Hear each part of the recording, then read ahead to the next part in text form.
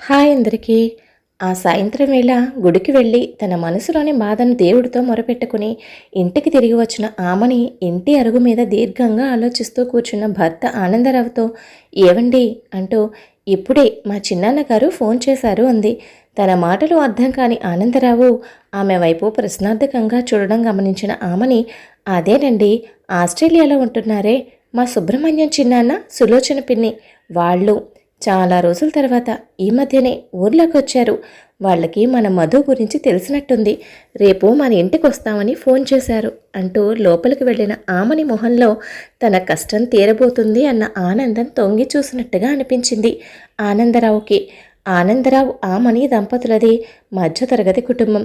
Degree వరకు చదువుకున్న ఆనందరావు పెళ్ళైన కొత్తలోనే ఉద్యోగం పేరుతో పల్లెటూరులో తనకున్న కొద్దిపాటి పొలంలోని వాటాను చదువు అంతగా వంటపాటని తమ్ముడికి కౌలుకిచ్చి తను పట్నం వచ్చేశాడు. ఇక అప్పటినుంచి ఆనందరావు దంపతుల నివాసం పట్నంలోనే. వీరికి మొదటి సంతానం కూతురు శ్రీజ, రెండవ సంతానం కూతురు పుట్టిన 8 సంవత్సరాలకు ఆలస్యంగా పుట్టిన కొడుకు మధు. ఆనందరావు ప్రైవేట్ కంపెనీలో వర్క్ చేస్తూ ఉంటే ఆమెని ఇంటిని పిల్లలని చక్కపెట్టుకుని ఇంటి దగ్గరే టైలరింగ్ చేస్తూ తను సంపాదిస్తూ వేడి నీళ్లకు చన్నీళ్లాగా భర్తకు సాయంగా ఉంటూ పిల్లలిద్దరినీ పెంచుకొచ్చింది. ఈ మధ్యనే 3 నెలల క్రితం బీటెక్ పూర్తయిన కూతురు శ్రీజకు అన్ని విధాలుగా తగిన సంబంధం దొరకడంతో ఉన్నంతలో ఘనంగా పెళ్లి జరిపించారు. అలా పిల్లల చిన్నతనం నుంచి ఇప్పటి వరకు పొదుపు చేసిన డబ్బుకు తోడు కొద్దిగా అప్పు చేసి కూతురు పెళ్లి బాధ్యతను తీర్చుకొని ఊపిరి పీల్చుకుంటున్న ఆ దంపతులకు ఉన్నట్టుండి ఒక పెద్ద ఊహించని కష్టం వచ్చి పడింది. వారం రోజుల క్రితం స్కూల్లో గేమ్స్ పీరియడ్లో ఆడుకుంటున్న మధు ఉన్నట్టుండి స్పృహ తప్పి పడిపోయాడు. అలా స్పృహ కోల్పోయిన మధును హాస్పిటల్కి తీసుకువెళ్తే అన్ని టెస్టులు చేసిన డాక్టర్లు మధుకు వెంటనే ఒక సర్జరీ చేయాలని, ఆ సర్జరీ చేయకపోతే ఇలానే మాటిమాటికి కళ్ళు తిరిగి పడిపోతాడని, ఇది ఇలా అని వదిలేస్తే కొద్ది రోజులకు ప్రాణాపాయమని, ఆ సర్జరీకి 2 లక్షలు ఖర్చు అవుతుందని చెప్పారు. కొడుకు గురించి వినరాని ఆ మాట విన్నందుకు వారి గుండెలు ఆగినంత పనయింది. 2 లక్షలుంటే గాని ఆపరేషన్ జరగదు. అప్పుడప్పుడే ఉన్న సేవింగ్స్ అన్నీ తీసి దానికి తోడు కొద్దిగా అప్పు చేసి కూతురు పెళ్లి జరిపించిన ఆ దంపతులకు ఇప్పటికిప్పుడు 2 లక్షలంటే కష్టమైన పనే, కానీ తప్పదు.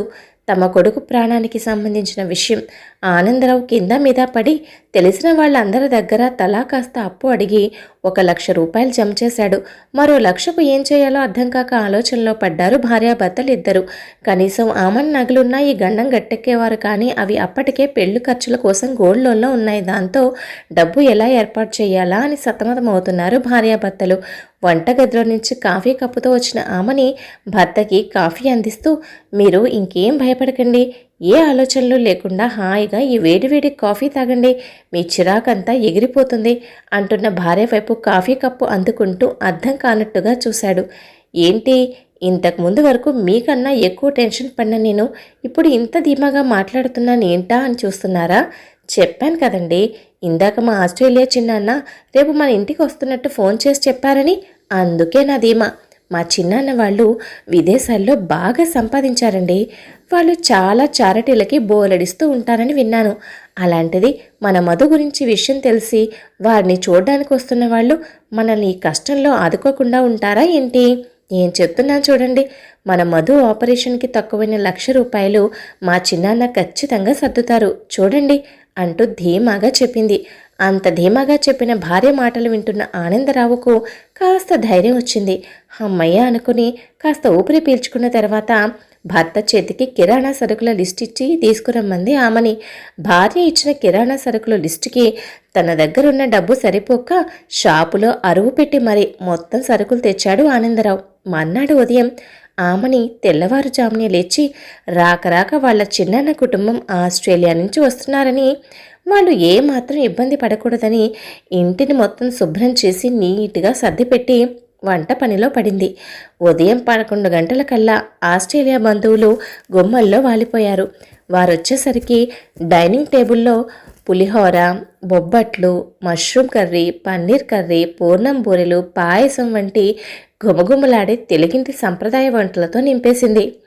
ఇంటికి వచ్చిన సుబ్రహ్మణ్యం దంపతులు అందరినీ కుశల ప్రశ్నలు వేసి మధు ఆరోగ్యం గురించి ఆరా తీసి కాసేపు ఆస్ట్రేలియా ముచ్చట్లు చెప్పారు. ఆనందరావుకి వాళ్ళు చెబుతున్న కబుర్లు గొప్పలు ఏమాత్రం నచ్చకపోయినా సరే రాణి నవ్వుని ముఖంలో తెచ్చిపెట్టుకుని వాళ్లతో మాట్లాడుతున్నాడు. మాటల సందడిలో భోజనాల సమయమైంది. ఆమెని కొసరి తన చిన్నాన్న పిన్నులకు దగ్గరుండి మరీ తను చేసిన వంటలు వడ్డించింది. వంటలు చాలా బాగున్నాయంటూ లొట్టలు వేసుకుంటూ తిన్నారు ఇద్దరు. సుబ్రహ్మణ్యం వెళ్ళేప్పుడు ఆ బొబ్బట్లు బూరెలు పార్సెల్ చేయమని అడిగాడు. అలా భోజనం తర్వాత కాసేపు విశ్రాంతి తీసుకున్న సుబ్రహ్మణ్యం దంపతులు ఆ ఊర్లో ఉంటున్న తన స్నేహితుడి ఇంటికి బయలుదేరారు. సులోచన భోజనం చాలా బాగుందని, ఇదే భోజనం హోటల్లో చేస్తే ఇంత శుభ్రంగా రుచిగా అస్సలు ఉండదని, పైగా బోలెడు ఖర్చయ్యేది అంటూ 1000 రూపాయలు ఆమెని చేతిలో పెట్టి బయలుదేరారు. అప్పటి వరకు వాళ్ళు తమకు ఏదైనా సాయం చేస్తారని ఎదురు చూసిన ఆనందరావు దంపతులకు నిరాశే మిగిలింది. ఉన్నంతలో సర్దుకుపోయి బ్రతకడం తప్ప ఎప్పుడూ ఎవరి ముందు చేయి చాచని ఆనందరావు వెళ్ళిపోతున్న వారి వైపు చూస్తూ ఉండిపోయాడు తప్ప ఏమీ మాట్లాడలేకపోయాడు. కానీ భర్తతో తన చిన్నాన్న కుటుంబం గురించి బోలెడన్ని గొప్పలు చెప్పిన ఆమెనికి వాళ్ళు అలా వెళ్ళిపోతూ ఉంటే సిగ్గుగా అనిపించింది. ఇక చేసేదేమీ లేక తన చిన్నాన్న దగ్గరకు వెళ్ళి కొడుకు ఆపరేషన్ గురించి చెప్పి ఏదైనా సాయం చేయమని అడగలేక అడిగింది పాపం ఆమెని. సుబ్రహ్మణ్యం దంపతులు తామేమీ వెంట డబ్బు తీసుకురాలేదని ఆస్ట్రేలియా వెళ్ళాక ఆలోచించుకు చెబుతామని అన్నారు. మెడలో డైమండ్ నెక్లెస్ పెట్టుకుని కంచి పట్టు చీరతో మెరిసిపోతున్న సులోచన చేతి వేళ్లు అన్నింటికీ బంగారు ఉంగరాలు, ఖరీదైన బ్రాండెడ్ వాచ్తో కలకల్లాడుతున్న సుబ్రహ్మణ్యం తిరుగు ప్రయాణం అయ్యారు. వాళ్ళు తలుచుకుంటే మధు ఆపరేషన్కి డబ్బులు సాయం చేయడం ఒక లెక్క కాదు. కానీ ఇరుకు మనసులు కలిగిన వాళ్ళు తిన్న భోజనానికి 1000 రూపాయలు చేతిలో పెట్టడం ఆమెనికి ఏమాత్రం నచ్చలేదు. ఓవైపు భర్త ముందు సిగ్గుగాను, మరోవైపు వాళ్ళు చేసిన పనికి ఒళ్ళు మంటగాను ఉంది. తనని తనే తిట్టుకుంటూ పనిలో పడింది ఆమని. అలా కథ మళ్ళీ మొదటికి రావడంతో మళ్ళీ ఆలోచనలో పడ్డాడు ఆనందరావు. కొంతసేపటికి ఆనందరావు తమ్ముడు దగ్గర నుంచి ఫోన్, అన్నయ్య నేను రేపు వస్తున్నాను అని. అప్పటికే జరిగిన దానికి ఒళ్ళు మంట మీద ఉన్న ఆమెని పల్లెటూరు నుంచి మరిది వస్తున్నాడని తెలుసుకుని మరింత రుసరుసలాడింది. అందరూ వచ్చిపోవడానికి ఇదేం ధర్మసత్రం కాదు. మనం ఉన్న పరిస్థితి ఏంటి, చుట్టాల సందడేంటి? మనం ఉన్న పరిస్థితుల్లో మనకు సాయం చేయాల్సింది పోయి ఇలా మనల్ని పీడించుకుని తింటున్నారు. వాళ్ళు వస్తున్నారు అని కొత్తగా ఏర్పాట్లేమీ చేయనక్కర్లేదులేండి. ఉదయం చేసిన కూరలు మిగిలాయి, వాటిని ఫ్రిడ్జ్లో పెట్టి వాడేస్తాను అంది.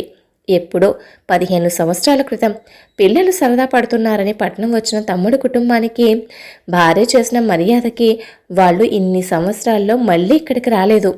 కాకపోతే కూతురు పెళ్లికి మాత్రం 3 నెలల క్రితం చుట్టాలతో పాటు వచ్చి ఆ పూటే వెళ్ళిపోయారు. తమ్ముడు కుటుంబం ఇప్పుడు మధు గురించి విషయం తెలిసి పలకరించడానికి వస్తున్నారేమో అనుకున్నాడు ఆనందరావు. మర్నాడు ఉదయం ఆనందరావు తమ్ముడొచ్చాడు. ఒంటరిగా వచ్చిన తమ్ముడిని చూసి, ఒక్కడివే వచ్చావురా, మరదల్ని పిల్లల్ని కూడా తీసుకురాలేకపోయావా అన్నాడు ఆనందరావు. ఈసారి రాలేదులే అన్నయ్య, మళ్ళీసారి వస్తారు అంటూ సమాధానమిచ్చాడు ఆనందరావు తమ్ముడు. ఆమ్మని తమ్ముడొచ్చాడు, కాఫీ తీసుకురా అన్న ఆనందరావు పిలుపుకు ఇప్పుడు ఏం వద్దన్నయ్యా అంటూ మధు ఆరోగ్యం గురించి విషయం అడిగి తెలుసుకున్నాడు. తను తెచ్చిన చేతి సంచిలో నుంచి 1,00,000 రూపాయల కట్ట తీసి ఇదుంచన్నయ్యా అంటూ అన్నయ్య చేతిలో పెట్టాడు. ఆ డబ్బు చూసి ఆశ్చర్యపోయాడు ఆనందరావు. అన్నగారి ఆశ్చర్యాన్ని అర్థం చేసుకున్న తమ్ముడు, ఏంటన్నయ్యా అలా చూస్తున్నావు? ఇది నీ డబ్బే. ఊర్లో ఉన్న ఇంట్లో నీకు వాటా ఉంది. అయినా ఇన్ని సంవత్సరాలు ఆ ఇంటిని మొత్తం నేనే వాడుకుంటున్నాను. అందుకే అప్పటి నుంచి నెల నెల ఆ ఇంటి అద్దె కింద మధు పేరిట పోస్ట్ ఆఫీస్లో కొంత మొత్తం జమ చేస్తున్నాను. ఆ డబ్బు ఇప్పటికీ అక్షరాల 1,00,000 రూపాయలయ్యింది. అసలు ఈ డబ్బును మధు పై చదువులకు నీకు అందిద్దాం అనుకున్నాను. కానీ ఇప్పుడు వాడి ఆరోగ్యం ఇబ్బందిలో పడింది. పైగా మొన్ననే నువ్వు శ్రీజ పెళ్లి చేసి పంపావు. ఇప్పుడున్న పరిస్థితుల్లో ఈ డబ్బు నీకు ఉపయోగపడుతుందని తీసుకొచ్చాను. నేను బయలుదేరుతున్నాను అన్నయ్య. ఆపరేషన్ అప్పుడు నా అవసరం ఏమైనా ఉంటే తప్పకుండా కబురు పెట్టండి, నేను వస్తాను అంటున్న తమ్ముడి మాటలు వినేసరికి ఆనందరావుకి దుఃఖం ఆగలేదు. తను నోరు తెరిచి అడగకపోయినా సరే తన అవసరం తెలుసుకుని కష్టంలో ఆదుకున్న తన తమ్ముడిని మనసారా గుండెకు హత్తుకున్నాడు ఆనందరావు. ఇది ఇంత దూరం వచ్చావు, ఎప్పుడనగా బయలుదేరావో ఏమో, కాస్త భోజనం చేసి వెళ్ళి తమ్ముడు అన్న ఆనందరావు మాటకు, పర్వాలేదన్నయ్య, ముందు ఆపరేషన్ సవ్యంగా జరిగి మధు ఆరోగ్యం కోలుకుంటే మళ్ళీ వచ్చినప్పుడు తప్పకుండా భోంచేస్తాను అని చెప్పి తిరిగి ప్రయాణమయ్యాడు ఆనందరావు తమ్ముడు. జరుగుతున్నదంతా వంటగదిలో నుంచి గమనిస్తున్న ఆమెని భర్త మొహంలోకి సూటిగా చూడలేకపోయింది. మరిదిగారి కోసం దాచి ఉంచిన నిన్నటి కూరగిన్నెలు ఆమెను వెక్కిరిస్తున్నట్టుగా అనిపించాయి.